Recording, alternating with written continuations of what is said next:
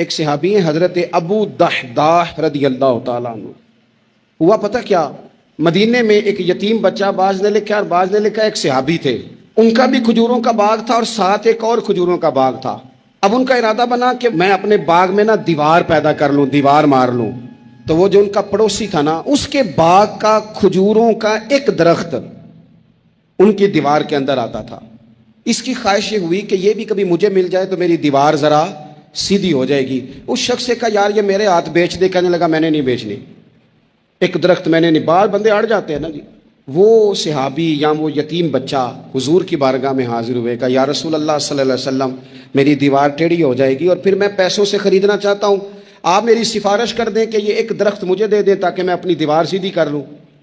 اللہ کے محبوب صلی اللہ علیہ وسلم نے خود بلا کے اس شخص سے کہا کہ میاں یہ تم اس طرح کرو، یہ شخص کوئی قبضہ نہیں کرنا چاہ رہا، کوئی جبر نہیں کرنا چاہ رہا، اور ہم بھی جو تمہیں پوچھ رہے ہیں وہ بھی اس دائرے میں پوچھ رہے ہیں کہ اگر تم راضی ہو تو ہم یہ کام کریں گے.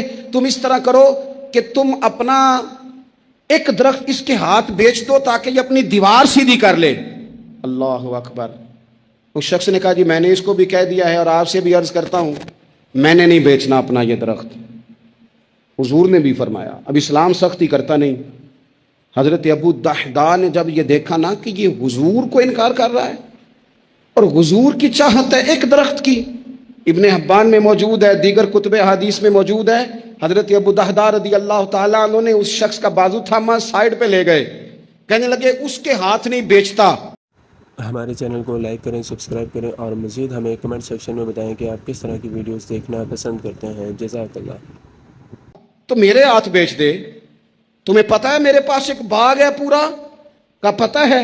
کہا تمہیں یہ بھی پتہ ہے میرے باغ میں 600 درخت ہے.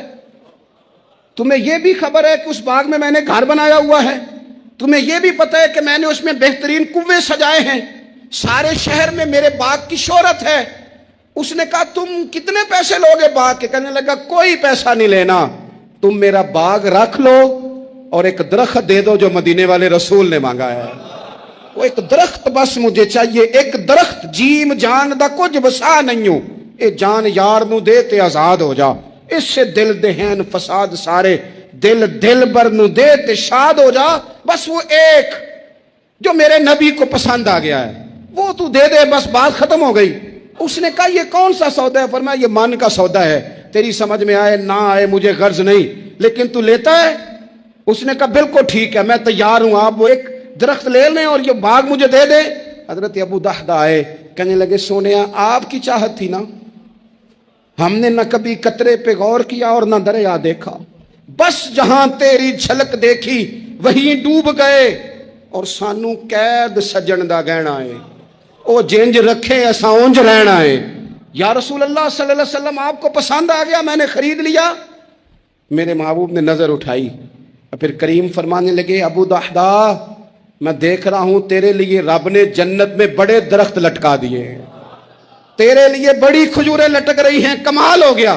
حضرت ابو دحداح رضی اللہ تعالیٰ عنہ باغ کے اندر رہائش تھی، گھر آئے اور آ کے اپنی بیوی سے کہنے لگے بھلی مانس بچوں سمیت جلدی جلدی باہر آ جا، میں نے باغ بیچ دیا.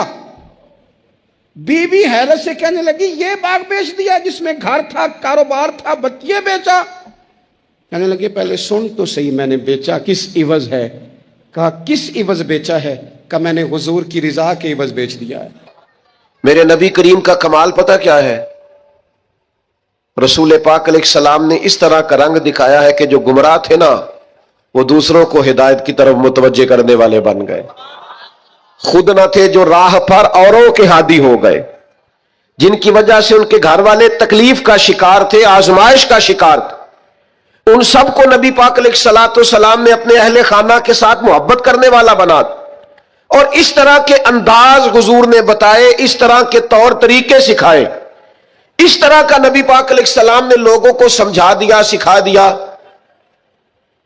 یعنی ایک شخص نے آ کے عرض کیا یا رسول اللہ میں جہاد پہ جانا چاہتا ہوں. تو حضور علیہ السلام نے اس سے فرمایا تیرے ماں باپ حیات ہیں؟ یا رسول اللہ ہے. فرمایا تو گھر جا کے ان کی خدمت کر، گھر بیٹھے بیٹھے ہی اللہ تجھے جہاد کا ثواب عطا فرمائے.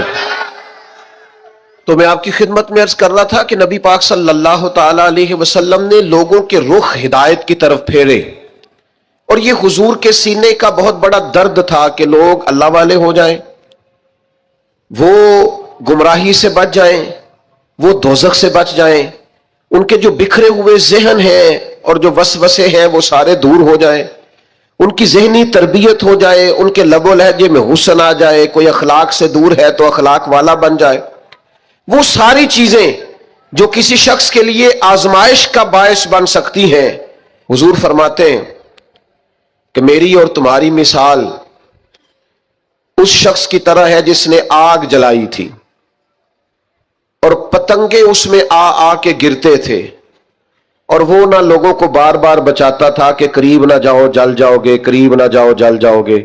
حضور فرماتے ہیں تم بھی دوزخ کی طرف جاتے ہو اور میں تمہیں بار بار بچاتا ہوں، قریب نہ جانا جل جاؤ گے، یہ کام نہ کرنا جل جاؤ گے، یہ کام نہ کرنا جل جاؤ، بار بار میں تمہیں بچاتا ہوں، سمجھاتا ہوں۔ تو میرے عزیز نبی پاک صلی اللہ تعالی علیہ وآلہ وسلم لوگوں کی تربیت فرماتے، لوگوں کو ایک دوسرے سے جوڑتے، آزمائشوں سے انہیں نکالتے۔ آپ کبھی غور فرمائیں تو حضور علیہ الصلوۃ والسلام کئی مقام پہ اس بات کو دہراتے ہیں، ارشاد فرماتے ہیں میں رشتے توڑنے کے لیے نہیں، میں رشتے جوڑنے کے لیے آیا ہوں۔ محبوب نے لوگوں کو جوڑا ہے، ان کی تربیت فرمائی، فکری، نظریاتی، علمی اور اعتقادی تربیت نبی کریم صلی اللہ تعالی علیہ وسلم نے لوگوں کی فرمائی۔ حافظ منذری نے حدیث لکھی ہے الترغیب و ترہیب میں، ایک مقام پہ نبی کریم علیہ السلام تشریف فرما تھے تو نبی پاک علیہ السلام نے بہت بڑی بات ارشاد فرمائی، بہت بڑی۔ حضور علیہ الصلوۃ والسلام نے فرمایا کہ ہماری اس محفل میں اگر کوئی رشتوں کو توڑنے والا موجود ہے تو اٹھ کے چلا جائے۔ صحابہ کے مجمع میں سرکار نے بیان فرمایا۔ میں دوستوں سے آج کہہ رہا تھا کہ ہم خوش ہوتے ہیں نا حضور کے میلاد پر، ہمارے کلیجے ٹھرے ہوئے ہوتے ہیں نا، آنکھیں ٹھنڈی ہوتی ہیں نا، تو ایک جرت نہ کریں کہ جس سے ہم ناراض ہیں اسے فون نہ کریں کہ یار حضور کا میلاد آ گیا، آجو صلح کر لیں۔ تھوڑا جڑ نہ جائیں، تھوڑا طبیعتوں کو نرم نہ کر لیں، تھوڑا محبتیں نہ بانٹیں، نبی کریم کا میلاد آ گیا۔ ہم یہ کرتے ہیں کہ ہم وہی روایتی پن برقرار رکھتے ہیں اور سینہ کشادہ نہیں کرتے۔ کریم نے فرمایا اگر کوئی رشتے توڑنے والا موجود ہے تو اٹھ کے چلا جائے، اس لیے کہ جہاں کوئی رشتوں کو توڑنے والا موجود ہو وہاں اللہ کی رحمت نازل نہیں ہوتی۔ حضور نے یہ ارشاد فرمایا، ایک صحابی اٹھ کے گئے، تھوڑی دیر کے بعد واپس آئے، عرض کی یا رسول اللہ میرے ماں باپ قربان ہو، ہمارا تو سب کچھ آپ کے قدموں سے وابستہ ہے نا، خالہ ناراض تھی، آپ کا ارشاد سنا ہے میں راضی کر کے آیا ہوں۔ فوراً عمل کیا۔ نبی پاک صلی اللہ تعالی علیہ وسلم نے لوگوں کو ہدایت کی طرف، نور کی طرف، نرم دلی اللہ نے عطا کی ہے نا حضور کو۔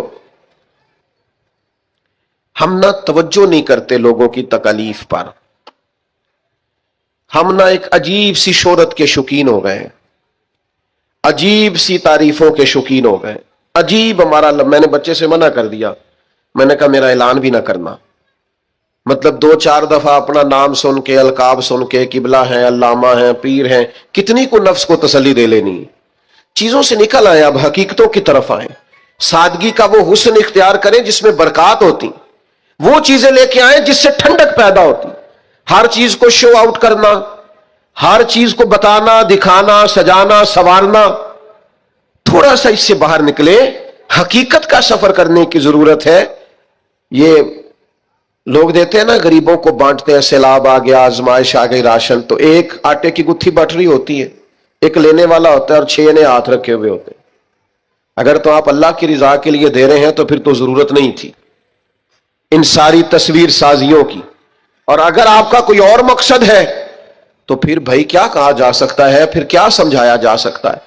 ہمیں غور کرنے کی ضرورت ہے کہ ہم نہ ساتھ بھی دیتے ہیں تو مالداروں کا، ہم کھڑے بھی ہوتے ہیں تو تگڑے لوگوں کے ساتھ۔ وہ غریب آدمی جو الجھ جاتا ہے، مسائل کا شکار ہو جاتا ہے اور اتنا اعصابی طور پر تھک جاتا ہے کہ معاذ اللہ خودکشی تک کا لوگ سوچنے لگتے ہیں۔ یہ دیکھیے نا، سیاستہ میں روایت ہے، حضرت ابو سعید خدری رضی اللہ تعالیٰ عنہ بیان فرماتے ہیں کہ تاجر تھا، اسے بہت زیادہ نقصان ہو گیا تجارت میں، وہ خسارے میں آ گیا۔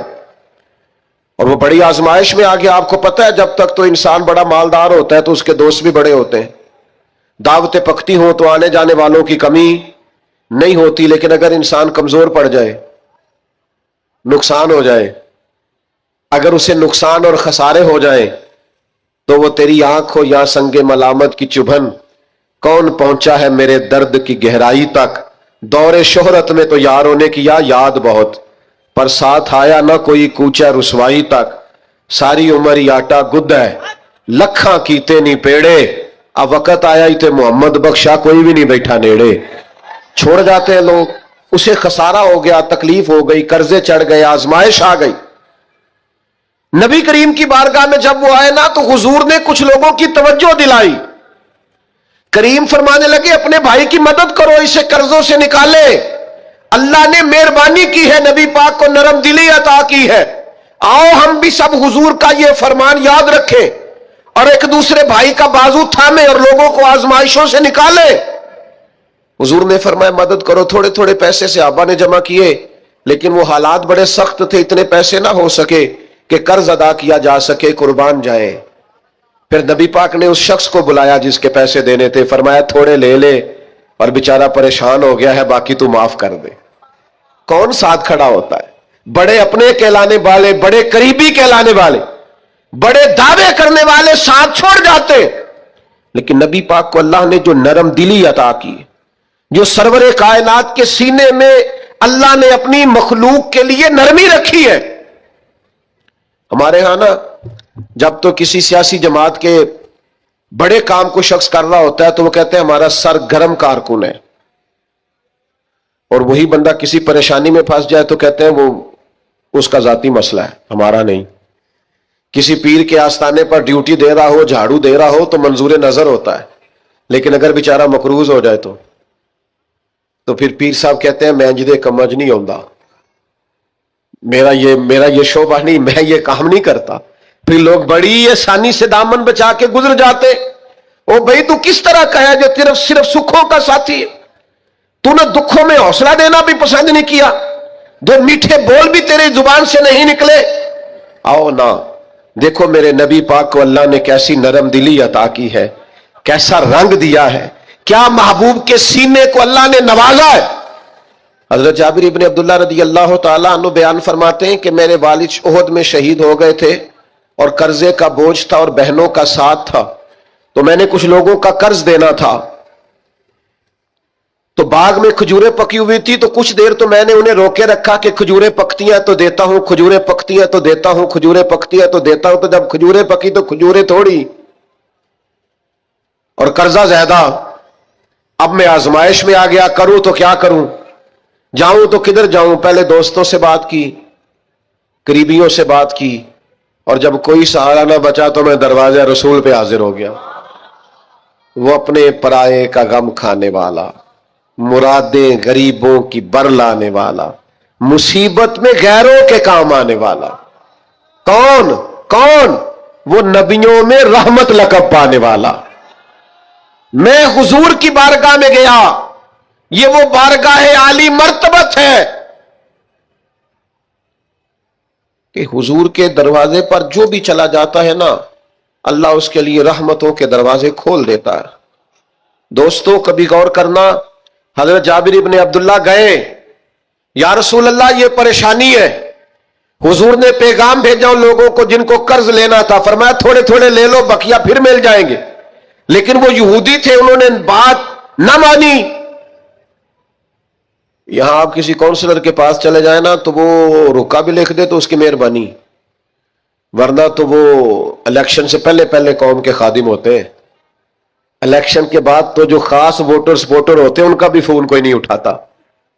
وہ جڑے کہندے نا اساں جتایا ہے, اسی جتانا ہے, وہ میں کہ تو جدو جتے گا ادو پتہ لگے گا کنے جتایا ہے, اس وقت سمجھ آئے گی, سب درست ہو جائے گا, ہر چیز نکھر کے سامنے آ جائے گی. تو حضرت جابر ابن عبداللہ کہتے ہیں میں گیا تو محبوب تو اشارہ بھی کر دے تو کرم ہو جائے, پیغام بھی بھیج دے تو کرم ہو جائے. لیکن یہ شان رحمت للعالمینی ہے کہ محبوب کریم نے فرمایا تو جا کے کھجوریں اتار کے اپنے کھیت میں ڈھیر لگا, اور میں آیا میں نے سنا ہے وہ بن سنور کر میری عیادت کو آ رہے ہیں. تو چل اور میں آیا, قربان جائیں محبوب آئے. غلام فریدا کدے آ جاویں تے میں سر نظرانہ دے سا. کبھی آپ آ جائیں, کبھی کرم ہو جائے, چر ہویا مینو ترلے لیندیاں, کدے موڑ میرے ول واگاں. خواب میری وچ ایک وار جے آویں میں ساری عمر نہ جاگاں. نبی پاک صلی اللہ علیہ وسلم نے فرمایا آپ چلیے اور میں آیا. حضرت جابر ابن عبداللہ فرماتے ہیں میں نے کھجوروں کا ڈھیر اپنے باغ میں کھیت میں لگا لیا تو کریم تشریف لائے. ایک چکر حضور نے میرے ڈھیر کا لگایا, پھر حضور نے فرمایا تولتا جا اور دیتا جا, تولتا جا اور اب تنگی یہ داماں پہ نہ جا اور بھی کچھ مانگ. ہے آج وہ مائل بات اور بھی کچھ مانگ. اور بریلی کے امام کہتے ہیں واہ واہ کیا جود و کرم ہے, واہ کیا جود و کرم ہے شہ بتہا تیرا. نہیں سنتا ہی نہیں, نہیں سنتا ہی نہیں مانگنے والا تیرا. اور یہ اس لیے ہے کہ میں تو مالک ہی کہوں گا کہ ہو مالک کے حبیب, یعنی محبوب و محب میں نہیں میرا تیرا. فرمایا چل تولتے جا اور دیتا جا. حضرت جابر ابن عبداللہ فرماتے ہیں میں نے اتنی کھجوریں دی کہ قرضہ اتر گیا, اور میں نے نا تھوڑی تھوڑی زیادہ بھی دے دی. ایک روایت میں فرماتے تھوڑی تھوڑی زیادہ بھی دے دی. فرماتے وہ سارے قرضے اتر گئے, میں واپس آیا اور میں نے آ کے نا حضرت عمر فاروق رضی اللہ تعالیٰ عنہ کو بتایا. میں نے کہا کرم ہو گیا, حضور ایسے غریب نواز ہیں میرے ساتھ گئے, بندہ نوازی فرمائی اور میرے کھیت تک آئے, اتنی رحمت فرمائی کہ میرے گھر تک آئے. تو حضرت عمر کیا فرماتے ہیں, فرمانے لگے تو کہہ رہا ہے میرے قرضے اتر گئے, مسئلہ حل ہو گیا, تو اب آ کے کہہ رہا ہے نا. تو میں نے اسی وقت ہی کہہ دیا تھا جب محبوب تیرے ساتھ گئے تھے, میں نے کہہ دیا تھا بس کریم چلے گئے ہیں کرم ہو جائے گا. محبوب نے فرما دیا ہے اب رحمت ہو جائے. محبوب کے لب ہل گئے ہیں, جو دن کو کہہ دیا دن ہے تو دن نکل آیا, جو شب کو کہہ دیا شب ہے تو رات ہو کے رہی. اور خدا نے ان کی زباں کو وہ اختیار دیا جو نکلی منہ سے ان کے وہ بات ہو کے رہی. اور پنجابی والے لوگ ذرا سادے ہیں, وہ اپنے لفظوں میں کہہ دیتے ہیں, وہ کہتے ہیں ساڈے نبی دی زبان ساڈے واسطے قرآن, ساڈے نبی دی زبان ساڈے واسطے قرآن. بھائی نبی پاک غریب پروری کرتے. یار کسی کا دکھ سن کے نا تبصرہ نہ کیا کریں. ہاں میں ادو یہ سمجھاتا سا, میں ادو یہ آندا سا, اور تبصرہ نہ کیا کریں. بڑے بڑے سیانے اور سمجھدار لوگ جب پھسلتے ہیں تو پتہ ہی نہیں چلتا. جب تقدیر کا لکھا غالب آتا ہے تو لوگوں کو سمجھ نہیں آتی. صبح کے تخت نشین شام کے مجرم ٹھہرے, ہم نے پل بھر میں نصیبوں کو بدلتے دیکھا. کوئی پتہ چلتا ہے حالات کب بگڑ جاتے. بجائے اس کے لوگوں کے آنسو پوچھے جائیں لوگ تبصرہ کرتے, بجائے ایسے کہ غربت میں پریشانی میں ساتھ کھڑا ہوا جائے لوگ تنقید کرتے, بجائے اس کے کہ اشک شوئی کی جائے دکھوں کا مداوع کیا جائے. لوگ تبصرے کر رہے ہوتے ہیں, تکالیف دے رہے ہوتے ہیں, آزمائشوں میں ڈال رہے ہوتے ہیں, طرح طرح کی باتیں سنا رہے ہوتے. خدا را یہ نہ کریں, پیار کریں, محبت کریں, کسی کا دکھ بانٹیں. کئی دفعہ نا ہمارے کہہ دینے سے ہی کسی کا مسئلہ حل ہو جاتا ہے, دو جملے بول دینے سے کسی کا مسئلہ. لیکن ہم نے بھی ایک پکا جملہ پکڑا ہوا ہے کہ سانو کی لگے, میرا کی فائدہ, میں کیوں کراں. او بھائی میرے ابا جی کہا کرتے تھے کبھی کبھی نہ پڑوسیوں کے گھر کی آگ اس لیے بھی بجھا دینی چاہیے کہ وہاں نہ بجھی تو کہیں ہمارے گھر بھی نہ آ جائے. اس نیت سے کسی کا مسئلہ حل کر دو. لیکن لوگ یہ بھی کرنے کو تیار. حضرت عبداللہ ابن عباس رضی اللہ تعالیٰ عنہ نا مسجد نبوی شریف میں اعتکاف بیٹھے تھے. زیادہ غور, یہ نوجوان زیادہ غور کریں. مفاد پرستی بڑی عام ہو گئی ہے, خود غرضی بڑی عام ہو گئی. ہمارے ہاں لوگوں کو سکھا دیا گیا ہے کہ اپنا نفع پورا کرو جیسے بھی ہوتا ہے. اچھی طرح سمجھ لینا, کسی کے بچوں کا حق چھین کے اپنے گھر میں لاؤ گے تو کبھی روشنی نہیں ہوگی. کسی کا گھر لوٹ کے اپنے گھر لاؤ گے تو پیسے تو آ جائیں گے, ہو سکتا ہے مہنگی مہنگی چیزیں بھی آ جائیں, پر سکون نہیں آئے گا, اطمینان نہیں آئے گا. یہ کیسے ہو سکتا ہے کوئی تیری وجہ سے روئے اور تو ہنسے؟ یہ ممکن نہیں ہوتا. وما اصابکم من مصیبت فبما کسبت ایدیکم, अल्लाह फरमाता है तुम्हें जो मुसीबतें पहुंचती हैं तुम्हारे हाथों की कसम की वजह से पहुंचती है। वह याफू अन कसीर, बहुत सारी बातें तो अल्लाह माफ कर देता है। मेरे अजीज, थोड़ा सा ना देखें कि हम किसी की तकलीफ में कितनी आसानी कर सकते हैं, उसकी परेशानी को कितना दूर कर सकते हैं। हमारे किरदार अदा करने से किसी को क्या फायदा हो सकता है। हजरत अब्दुल्ला इब्ने अब्बास रदी अल्लाह तआला अन्हु मस्जिद नबवी में इतिकाफ बैठे थे। इमाम बहकी रवायत लाए, आपने देखा एक साहब ना मस्जिद नबवी शरीफ में तशरीफ लाए और एक कोने में बैठ के ना तो बड़ी परेशानी से उन्होंने गर्दन झुका ली। तो हज़रत अब्दुल्ला इब्ने अब्बास उनके करीब गए और जाके कहा, मियां क्या बात है, क्यों परेशान हो? तो उस बेचारे की आंखों में आंसू आ गए, रो के कहने लगे, मकरूज हूं, एक वादा कर लिया था कि आज पैसे लौटाऊंगा, आज मेरे पास रकम नहीं बनी। अब वो साहब आएंगे और फिर मुझे सख्त जुमलों से नवाजेंगे, तकलीफ में हो। मकरूज बेचारा कैदी होता है। फौरन हजरत अब्दुल्ला इब्ने अब्बास हुजूर अलैहिस्सलाम के चचा के साहिबजादे, मेरे करीम महबूब के अजीम से आबी, हजरत अब्दुल्ला इब्ने अब्बास फरमाने लगे, मैं अगर चलूं तो तेरा मसला हल होता है? उन्होंने कहा, हुजूर कमाल हो जाएगी। तो एक मिनट नहीं लगाया, हजरत अब्दुल्ला इब्ने अब्बास मस्जिद से निकले, जूते पहन लिए, जल्दी से वो साहिल बोले, कहने लगे, हुजूर रुकिएगा रुकिएगा, शायद आपको याद नहीं रहा, आप इतिकाफ में थे, शायद आप भूल गए, आप इतिकाफ बैठे हुए। तो अब हजरत अब्दुल्ला इब्ने अब्बास की आंखों में आंसू आए, फरमाने लगे, मैं भूला नहीं, मुझे याद है, मुझे इतिकाफ याद है। और फिर हुजूर की कब्र नूर की तरफ इशारा करके कहने लगे, अभी ज्यादा देर नहीं हुई कि मैंने इस मजार में आराम फरमा महबूब से खुद सुना है कि जो किसी भाई की मुश्किल में उसके लिए आसानी कर देगा, अल्लाह 10 एतिकाफ करने से ज्यादा सवाब अता करेगा। तो एक का सवाब लूं कि 10 का लूं? मैं तेरे साथ चलता हूं ताकि मुझे बड़े एतिकाफ का सवाब मिले। ये वो तालीमात हैं जो नबी करीम ने अदा की हैं, ये वो तालीमात है। यही है ज़ौक़ इबादत की इंतहा सागर, यही है ज़ौक़ इबादत की इंतहा सागर कि गमे हयात के मारों का एहतराम करो। हमारे चैनल को लाइक करें, सब्सक्राइब करें और मज़ीद हमें कमेंट सेक्शन में बताएं कि आप किस तरह की वीडियोस देखना पसंद करते हैं। जज़ाकल्लाह। जो दुखों में घिरे हुए लोग आए ना, उन पर तवज्जो करो। जो आजमाइशों में डूबे हुए लोग आए, उन पर तवज्जो करो।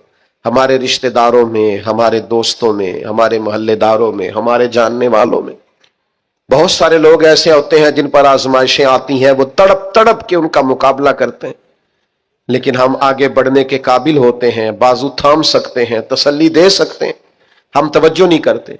इतनी बड़ी तादाद में आप आए हैं, इतने सारे लोगों में से अगर हम चंद भी बदल जाएं कि आज के बाद हम अपना रवैया बदलेंगे, लबो लहजा बदलेंगे, अंदाज बदलेंगे, हम अपने जाती अखराजात को थोड़ा सा कम करेंगे। आजकल मसला जरूरियात का नहीं, ख्वाहिशात का है। खाना तो सब क्या चलता है, लेकिन मसला यह है कि अच्छा खाना पका हुआ भी हो तो रात को फास्ट फूड खाना है। कपड़े बेहतरीन है, फटे नहीं, कुछ भी नहीं, लेकिन यह कि डिजाइन बदल गया है। लेकिन यह कि मैं पहले भी पहन के फलां जगह पे गया था, लेकिन यह कि वो क्या कहेगा कि इसके पास एक ही जूते हैं। सारी जिंदगी बंदे राजी करने पे लगा दी और वो फिर राजी नहीं हुए। कुछ टाइम लगा रब रसूल को राजी करने पर। कुछ देर के लिए अल्लाह की रिजा वाले काम भी कर। तू थक गया है बंदों को मुतमईन करते करते, कुछ नहीं बना। ये कुछ लोगों को शौक होता है ना, मैं मशहूर हो जाऊं, मेरा नाम हो जाए। तो आप जितनी मर्जी तस्वीरें खींच ले, नहीं मशहूर हो सकते। ये तभी होगा जब करीम चाहेगा। इन्नल्लज़ीना आमनू व अमिलुस्सालिहाति सयजअलु लहुमुर रहमान वुद्दा। रब कहता है जो ईमान लाने के बाद नेक अमल करेंगे, मैं लोगों के दिलों में मोहब्बत पैदा कर दूंगा। ये कोई वजह होती है, ये कोई हिकमत होती, ये कोई सबब होता है। अल्लाह ताला हमें माफ करे और हमारे हाल पे रहम करे, हम उसके बड़े आजिज बंदे हैं।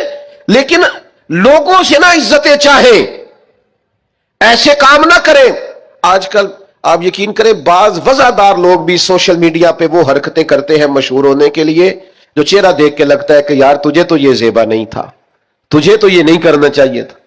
खुदा मुझे ऐसी खुदाई ना दे कि अपने सिवा कुछ दिखाई ना दे। अपने आप को बदलना, अपने अंदर तब्दीली, ऐसा होना चाहिए। मोमिन की शान होनी चाहिए कि वो कभी किसी दुखी को देखे तो उसे दुख हो, किसी आजमाइश वाले को देखे तो उसे परेशानी हो। मोमिन का दिल नरम होना चाहिए, वो किसी शख्स की तरफ देखे तो उसे एहसास पैदा हो। यह क्या बात हुई कि वो जनाब सारी आजमाइशें देखता रहे, दुख देखता रहे और अपनी मौज में भी लगा रहे। थोड़ा सा देखें, कबीला मुदर के कुछ लोग ना, ये निसाई शरीफ में हदीस मौजूद है, कबीला मुदर के कुछ लोग हुजूर की बारगाह में आए थे। उनके बदन पे कपड़े भी ज्यादा नहीं थे, पैरों में जूते भी नहीं थे और भूख से भी उनकी बड़ी बुरी हालत थी। तो सहाबा फरमाते उनके चेहरे देखकर नबी करीम परेशान हो गए।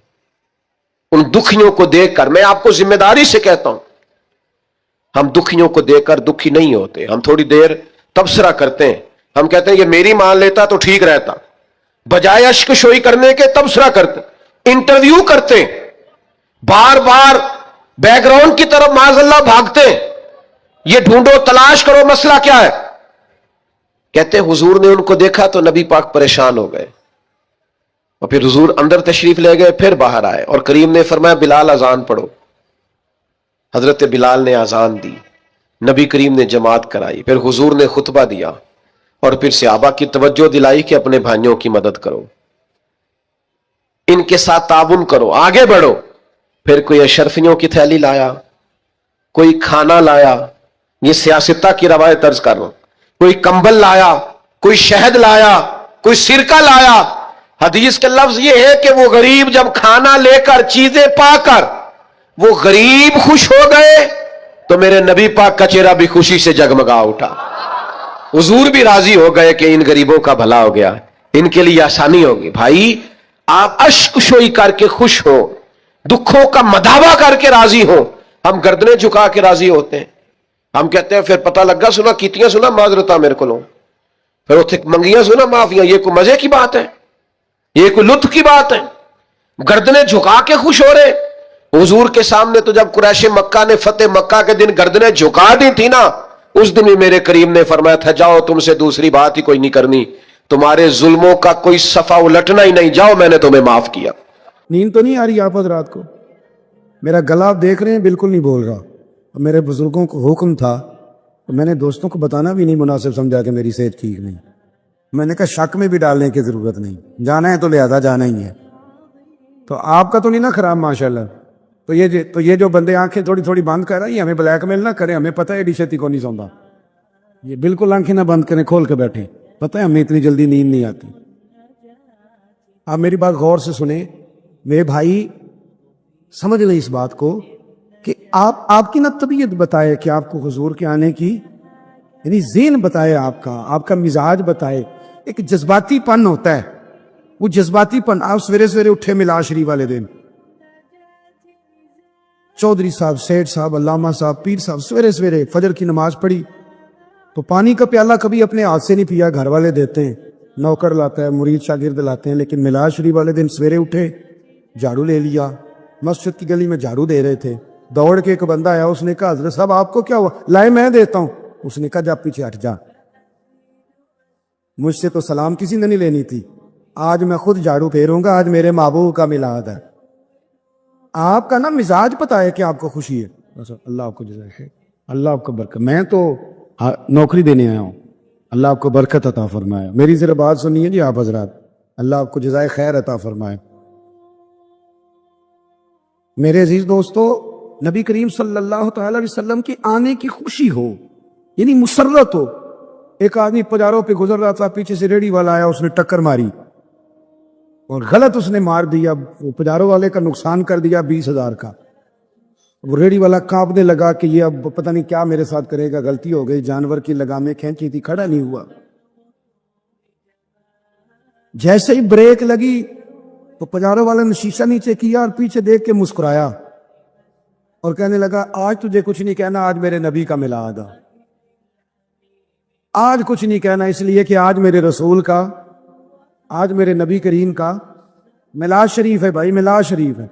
भाई बड़ा मसरूफ रहता है, बहन अक्सर कहती है मेरे घर आया कर, नहीं उसे टाइम मिलता।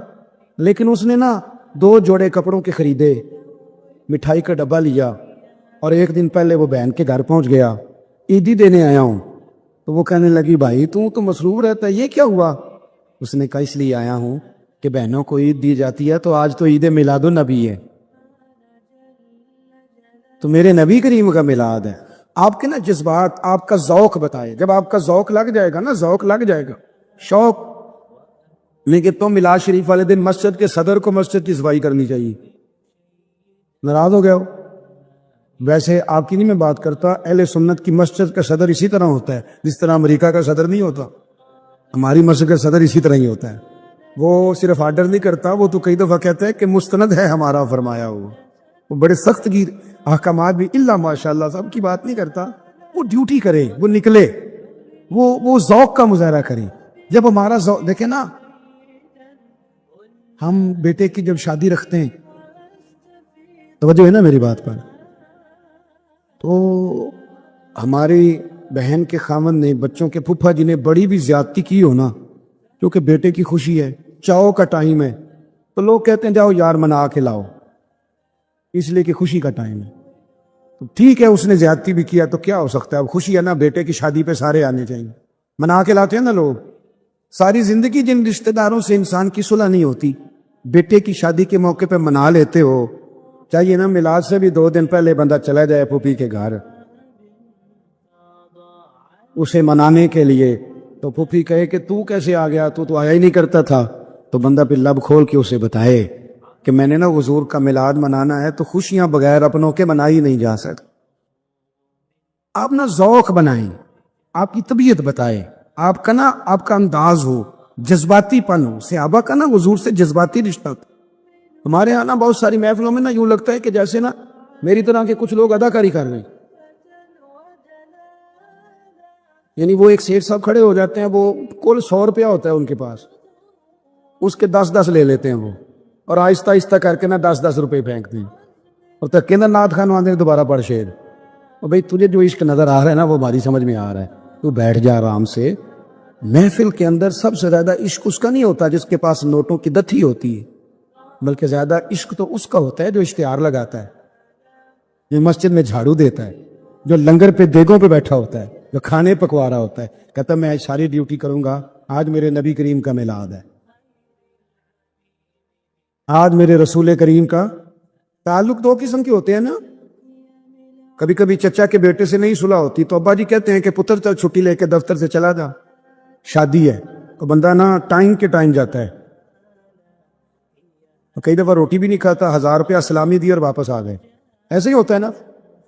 اور ایک دوست ہے، اس کی برادری بھی نہیں، تعلق بھی نہیں، پر ہے یار جرانہ پکا، پکی دوستی، اس کی شادی پہ بندہ 3 چھٹیاں لیتا ہے، اور سیانے بیانا بندہ دیگوں پہ بیٹھا ہوتا ہے، یار کی بھی شادی ہوئی، میلاد شریف کا موقع ہے تو اس طرح نہ کریں آپ کے جو چاول کبھی نہیں پکے وہ دیگ پکا دیں، آپ اپنے ہاتھوں سے چاولوں کی صفائی کریں۔ ہاں وہ میں پنڈی میں تھا پرسوں ترسوں، تو ایک صاحب کہنے لگے تھی جھنڈیوں کے بارے میں بھی کوئی دلیل دے دے، میں کہ یار ساری عمر ہی لنگ گئی بزرگاں دی دلیل دیں دیا تو انہوں کنیاں کو دلیلہ چاہیے، یعنی جس کی ساری نسلیں میلاد مناتی ہیں وہ بھی ہر سال پوچھتا ہے کہ جائز ہے کہ نہ جائز ہے، ہر سال ہی پوچھ لیتا ہے، وہ بھائی بس کرے، کتابیں لکھی پڑھی ہیں،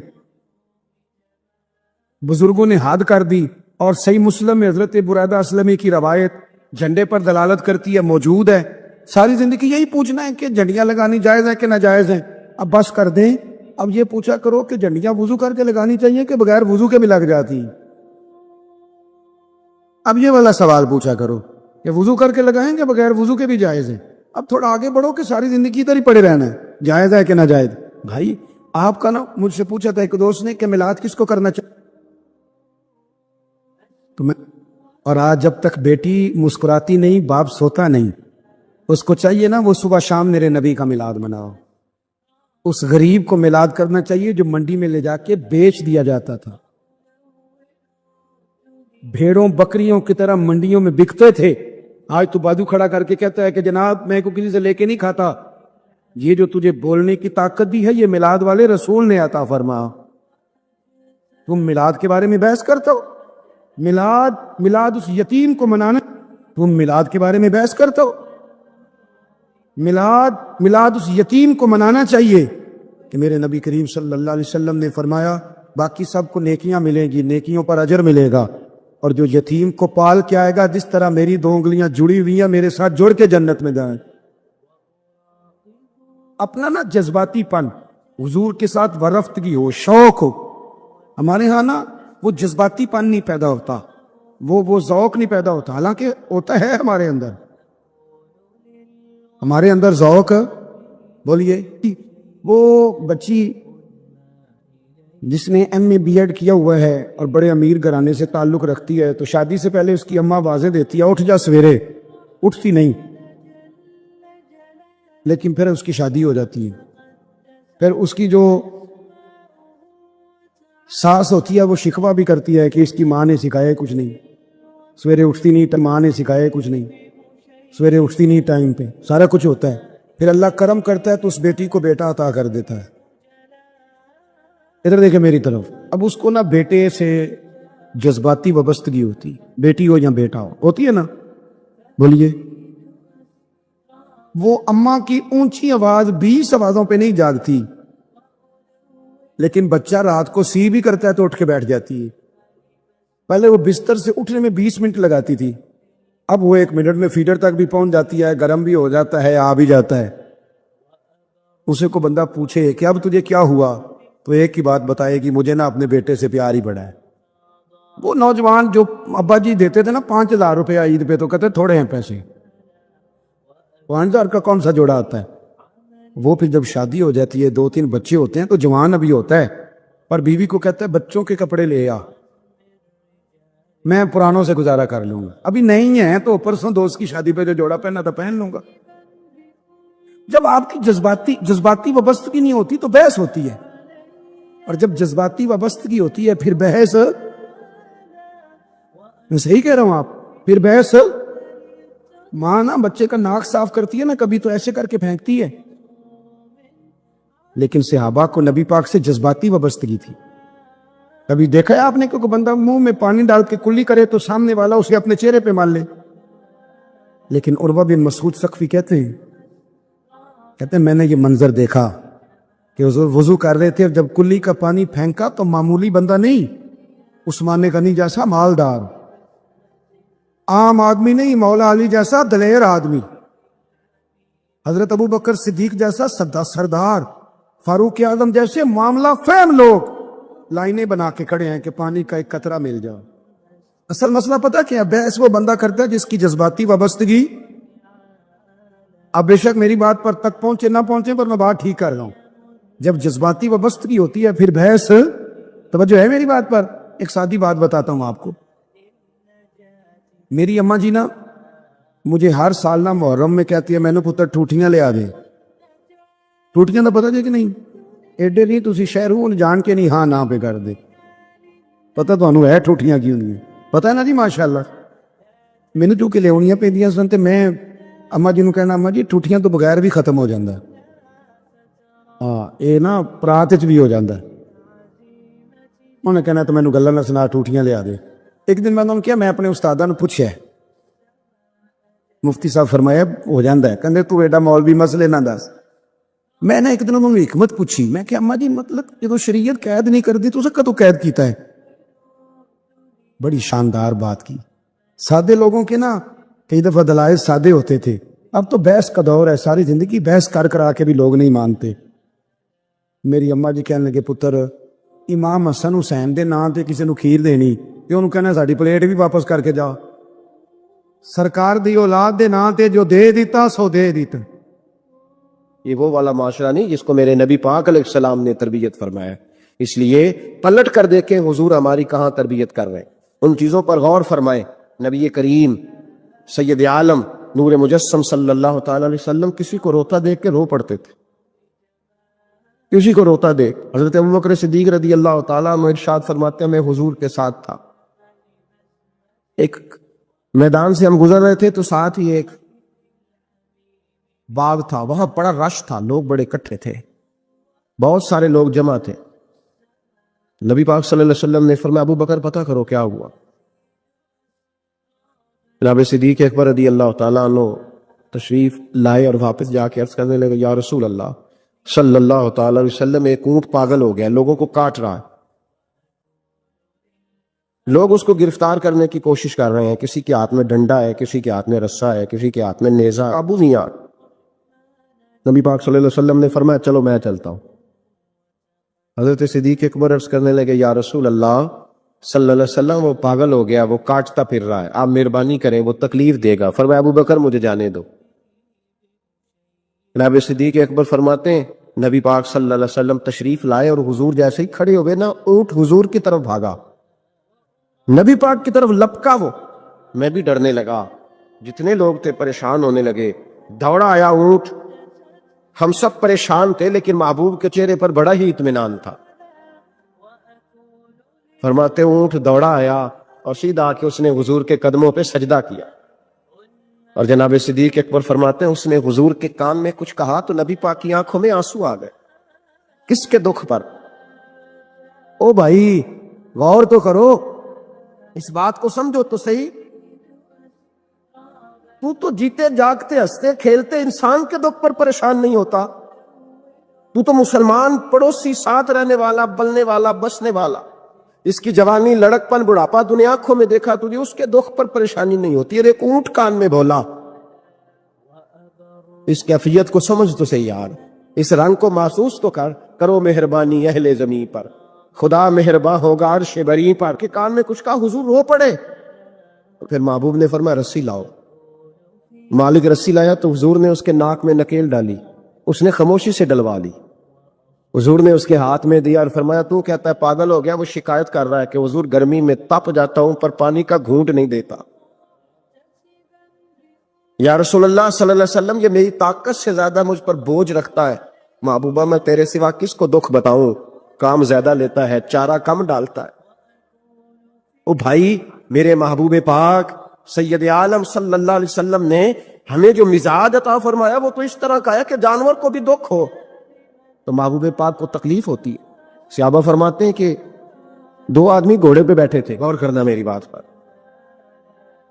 دو آدمی گھوڑے پہ بیٹھے، کدھر سے آ رہا ہے کدھر سے جا رہا ہے، رستے میں ملاقات ہوگی تو گھوڑوں پہ بیٹھے آپس میں باتیں کر رہے ہیں، شروع نہیں کر دیتے گفتگو لوگ۔ ہمارے زمانے میں تو کوئی بندہ تھوڑا تگڑا ہو، وہ کار پہ آ رہا ہو، ادھر سے دوسرا چودھری کار پہ آ جائے تو ساری سڑک بھی بلاک ہو جائے تو کہتے ہیں کوئی آگ بجھانی دے جا کے، تو نہیں پتا دو چودھری کھلوتے ہیں، انتظار کرو، ٹھہر جاؤ، تمہیں نہیں پتا کہ ہم سیٹ صاحب ہیں، کل ہی تو کار نہیں خریدی اور تم کہتے رستہ دے دو، یہ کیسے ہو سکتا ہے؟ اور میں نے بڑے بڑے عجیب لوگ آنکھوں سے دیکھے، بڑے عجیب لوگ شیشہ کھول کے گاڑی کا کہیں گے ٹھہر جا کو جلدی ہے، بھائی تو شارع عام پہ کھڑا ہے اور تجھے رستہ کھولنا تیری ذمہ داری کا حصہ ہے، لیکن وہ کہتا ہے کہ 4 فٹ میں آپ چھڑی ہے تو کیسے کہتا ہے کہ رستہ؟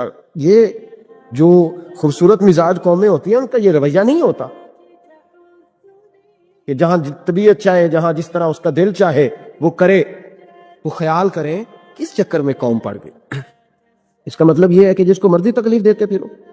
نبی کریم سید عالم صلی اللہ علیہ وسلم نے فرمایا اللہ نے میری برکت سے ساری زمین مسجد بنا دی ہے، جہاں نماز پڑھو گے اللہ قبول فرما لے گا، لیکن فرمایا رستوں میں نماز نہ پڑھنا، لوگوں نے گزرنا ہے، رستوں میں شارع عام پر نماز کی نیت باندھنے کی اجازت نہیں ہے۔ تو میرے عزیز بھائی غور فرمائے، دو آدمی، ایک ادھر سے گھوڑا لے کے آ رہا ہے، کدھر سے جا رہا ہے، دونوں جا رہے تھے، آپس میں دونوں نے بات چیت ہوئی، قریب سے نبی پاک صلی اللہ علیہ وسلم گزرے تو سرکار رکے، ان دونوں کو فرمایا نیچے اترو بھائی گھوڑوں سے، اتر آئے تو 2 جملے محبوب نے، خیر الکلام ما قل و دل، 2 جملوں میں بات محبوب نے مکمل کر دی۔ فرمایا جانوروں کو سواریاں بنایا کرو، کرسیاں نہ بنایا کرو، سواریاں بنایا کرو انہیں کرسیاں، جب بیٹھنا ہو تو نیچے اترو، کسی کرسی پہ بیٹھ کے بات کرو، یہ سواری کے لیے ہیں، ان کے اوپر بوجھ اس وقت بنو جب تم نے سفر کرنا ہے، تم بوجھ بن گئے۔ تو جو محبوب سید عالم صلی اللہ علیہ وسلم اتنے جذبات رکھیں کہ کسی آدمی نے جانور کو کھڑا کر کے صرف سواری کر لی محبوب تو اسے منع فرمائے، اور یہاں ہم جیتے جاگتے لوگوں کا رستہ روکیں، ایمبولنس کو رستہ نہ دیں، ان گاڑیوں کو جو امدادی کاروائیوں کے لیے پہنچ رہی ہیں وہ کہیں کہ صاحب رستہ دینا پسند نہیں کر رہے۔ تو بھائی رحم اور کرم جن جذبات میں ہوتا ہے، جن سینوں میں ہوتا ہے، ان سینوں کو میرا رب محبوب رکھتا ہے، ان کو پسند کرتا ہے۔ امام غزالی رحمۃ اللہ تعالی علیہ طریقت میں، تصوف میں، منطق میں، فلسفے میں حدیث میں، تفسیر میں، ہر جگہ امت کی رہنمائی کرنے والی شخصیت. امام غزالی رحمۃ اللہ علیہ وصال کر گئے. ایک آدمی آپ سے بڑی محبت کرتا تھا، وہ کہتا مجھے امام صاحب خواب میں ملے. تو میں نے کہا حضور انتقال کے بعد آپ پہ کیا گزری؟ تو فرمانے لگے میں نے اپنے رب کو بڑا ہی کریم پایا ہے، میں نے اپنے مالک کو بڑا ہی مہربان پایا ہے، وہ بڑا معاف کرنے والا ہے. تو فرمانے لگے میں نے عرض کی کہ حضور آپ نے دین کی نوکری بڑی کی، خدمت بڑی کی، کتابیں لکھی، درس، تدریس، واعظ، نصیحت، تبلیغ، بڑا کچھ کیا، اس سبب سے اللہ نے آپ کو معاف کیا. تو امام غزالی فرمانے لگے نہیں بھائی، سبب تو کوئی اور چیز بنی ہے. اب وہ کیا؟ تو امام صاحب فرمانے لگے میں ایک دن تحریر لکھ رہا تھا تو اپنا قلم میں نے سیاہی میں ڈبویا، گرمی بڑی شدید تھی، جب اس قلم کو میں لکھنے کے لیے اٹھا رہا تھا نا تو ایک مکھی آ کے بیٹھ گئی اور وہ سیاہی چوسنے لگی. میرے دل میں خیال آیا بیچاری پیاسی ہے، چلو اچھے طریقے سے چوس لینا، اس کی گرمی تھوڑی ٹھنڈی ہو جائے گی تو میں دوبارہ سے سیاہی لگا لوں گا. فرماتے میں نے اسے وہ موقع دیا، اس نے اچھے طریقے سے اس سیاہی کو پی لیا، وہ تو اڑ گئی، بات ختم ہو گئی، میں بھول گیا، کبھی یاد ہی نہیں آیا. فرماتے ہیں جب میرا حساب ہونے لگا تو مالک کونین نے پوچھا غزالی وہ جو مکھی پہ رحم کیا تھا تو تیرا اس سے کیا لالچ تھا؟ کیا لالچ تھا؟ نہ تو اس کا کوئی ووٹ بینک تھا، نہ تیرے کام آ سکتی تھی، نہ وہ کوئی ڈیوٹی کر سکتی تھی، نہ تیری کوئی وہ تیری تعریف کر سکتی. اس بے زبان سے کیا لالچ تھا؟ کیوں موقع دیا؟ عزیز دوستو، زندگی میں بعض اوقات بعض لوگوں کے رویوں کی تلخی اور بعض لوگوں کے لہجوں کی شدت